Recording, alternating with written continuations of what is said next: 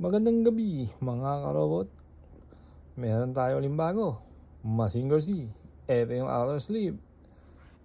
At ito na siya, Mazinger Z Kakumishin Ka Mastermind Japan Edition.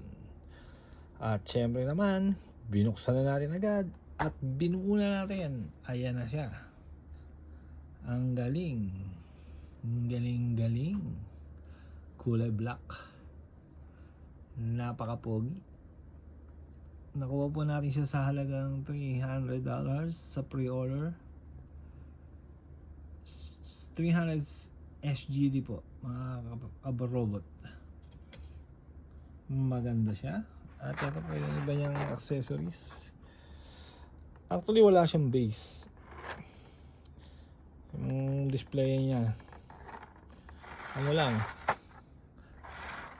bare sapatos.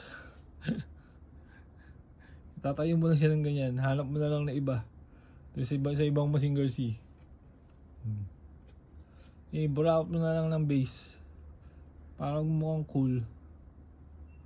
Hindi, bali kahit wala naman siyang base, cool pa rin eh. Ang ganda niya mga karobot. Tingnan nyo. Pati si Koji, tingnan nyo, kulay itim din ang pilder. Oo nga. Ayan si Koji, kulay itim din. Maganda mga karobot. Umiskor na kayo. At syempre naman, huwag kalimutan, i-enjoy ang laruan. Peace.